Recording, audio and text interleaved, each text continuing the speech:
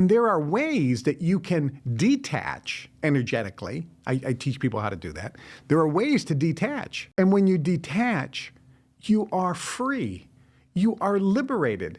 You're liberated because you can love people first, and everything in your life revolves around compassion for other people and love for other people and connection with Source as your number one priority in life and as a way to express who you are. And you are a creative being. You then will manifest that in various things. You may manifest it in producing children and raising kids and making a nice home or being a good spouse, being a good friend, working hard in a job, doing art, learning some creative endeavor, whether it's learning a language or a musical instrument or growing things or cooking. These are all creative endeavors, or making money. And you can acquire things in life and enjoy them in the same way that if you were to walk through a park and you see a beautiful flower and you stop. I was with a very famous artist.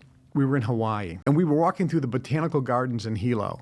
And she's very, very famous in Hollywood. And I was walking through looking at the flowers, and she was walking, and she would see a flower, and she would stop. And she'd say, "Kevin, look at this flower." And we would look at it, and I would look at it and say, "Yeah, it's beautiful." And she would say, "Isn't it exquisite?" And she would just talk about it and look at it and take a picture of it and just admire it and enjoy it. And I looked at her, and I'm going, she's so connected with that, but she's not attached. She's enjoying that without attachment. And then we walked on to the next one. And then she did the same thing.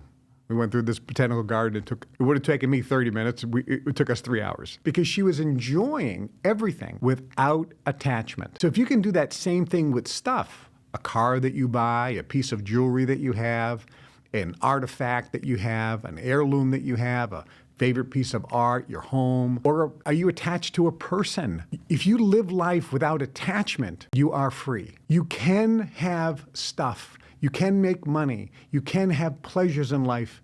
You can enjoy all the material things that this physical world has to offer and be spiritually enlightened.